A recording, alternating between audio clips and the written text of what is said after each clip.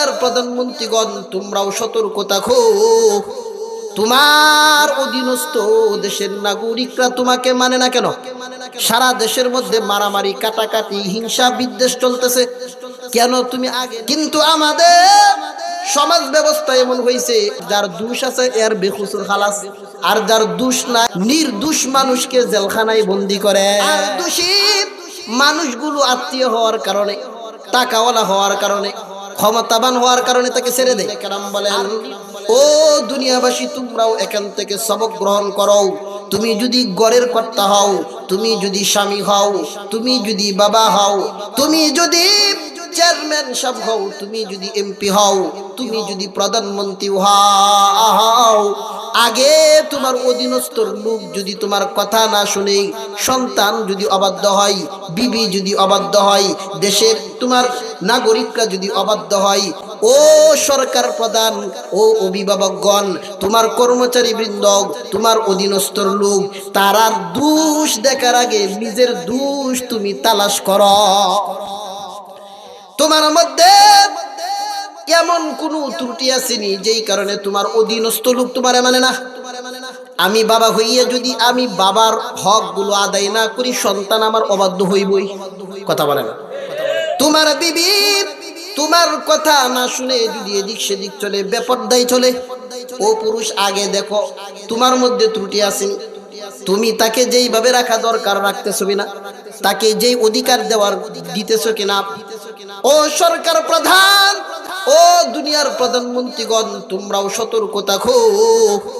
তোমার অধীনস্থ দেশের নাগরিকরা তোমাকে মানে না কেন? সারা দেশের মধ্যে মারামারি, কাটাকাটি, হিংসা, বিদ্বেষ চলতেছে, কেন তুমি আগে নিজে দেখো নিজের মধ্যে ত্রুটি আছে। তুমি নিজে নামাজ পড়ো কিনা, নিজে দিন মানো কিনা, তুমি নিজে আল্লাহর হুকুম পালন করো কিনা, আগে নিজের দোষ তালাশ। আমাদের জন্য মুফাসসিরিনে কেরাম এখান থেকেও সবক বের করেছেন। ও দুনিয়াবাসী, তোমরাও সবক গ্রহণ করো। ও ঘরের অভিভাবক, ও সমাজের অভিভাবক, ও দেশের অভিভাবক, ও প্রধানমন্ত্রী, তোমার অধীনস্থ লোক যদি অবাধ্যতা করে, তোমার অধীনস্থ লোক যদি তোমাকে মান্য না করে, তাকে কারণ জিজ্ঞাসা না করে আইসা শাস্তি দেওয়া যাবে না। আমাদের সমাজের মধ্যে এমন আছেন, কৃষক বন থেকে আইসা কাজ করে আইসা বিবি দেখছে পাক হইছে না, আইসাই মাই আছে না নাই? ও দুনিয়ার অভিভাবকগণ, তুমি আগে তোমার বিবিকে কারণ জিজ্ঞাসা করো। ও বিবি, রান্না হইতে দেরি হয়েছে কেন? কাজ করে আসছি, তোর পরে খিদা, উল্লেখযোগ্য উজর যদি না থাকে তখন শাস্তি দাও।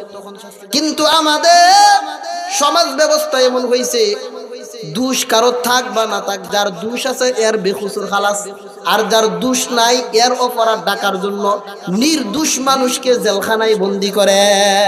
আছে না নাই? আর দোষী মানুষগুলো আত্মীয় হওয়ার কারণে, টাকাওয়ালা হওয়ার কারণে, ক্ষমতাবান হওয়ার কারণে তাকে ছেড়ে দেয়। আর নির্দোষ মানুষগুলো, যার কোনো দোষই নাই, যাদের কোনো দোষ নাই, নির্দোষ মানুষদেরকে ধরে ধরে, আলেম উলামাদেরকেও নির্দোষ মানুষদেরকে, দোষী মানুষের অপরাধ নির্দোষ মানুষের উপর চাপাইয়া জেলখানায় বন্দি করা হয়। কথা কোন ঠিক না? ঠিক।